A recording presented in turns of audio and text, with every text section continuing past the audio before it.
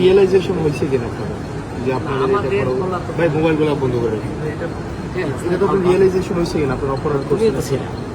আমরা তো ছিলাম বলতে স্যার, আমরা তো আপনার অপরাধ করছেন যে ছাত্রলীগ নির্যাতন নিপীড়ন করছে, আপনারা এগুলার ইন্ধন দিচ্ছেন, এগুলা নিয়ে স্যার আপনার অনুতপ্ত কিনা স্যার? তোমার কথাগুলো কেমন না আসলে?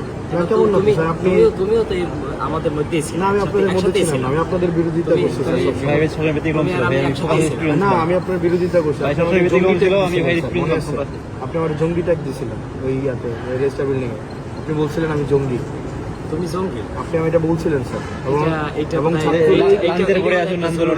না স্যার, বিশ্ববিদ্যালয় স্যার আপনাকে সাক্ষী রেখে ছাত্রলীগ নির্যাতন নিপীড়ন করছে, তখন আপনারা কিছুই বলেন না। এবং স্যার রিয়েলাইজেশন হলে তো ফাইন, আপনারা আমাদের সমাজের বিবেক, রিয়েলাইজেশন এটা হয় কিনা যে স্যার এটা অত্যাচার, কোনো অন্যায় হইলে সেটা আপনাদের এই রিয়েলাইজেশন হয় কিনা স্যার? আমাদের বলা তো ওইটা তো বলো, প্রত্যেকটা মানুষের ব্যক্তিগতভাবে মনে করি যে কোনো অন্যায় হইলে সেটা স্যার আপনার সময় অন্যায় হয় না বিশ্ববিদ্যালয় স্যার, গেস্টরুম গণরুম অন্যায় হয় না? গেস্টরুম গণরুমটা ধারাবাহিকভাবে প্রক্রিয়া চলে আসে। এটা আপনার সময় ছিল?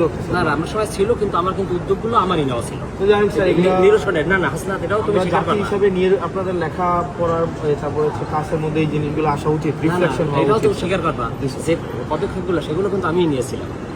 এটাও না ওই অর্থে না স্যার, আপনারা সবসময় ডিনাই করছেন। কোন অর্থে সেটা ভিন্ন, কিন্তু শুরুটা কিন্তু আমিই করেছিলাম। নির্যাতন নিপীড়ন সহযোগিতা করছিলাম। না, ডিনাই করাটা অন্য জিনিস, ডিনাই করা তো অপরাধ। যারা প্রক্টর স্যার ছিলেন উনি বারবার ডিনাই করছেন। না, ডিনাই ইতিহাস সবাইকে ভালো থাকবে, শুভকামনা।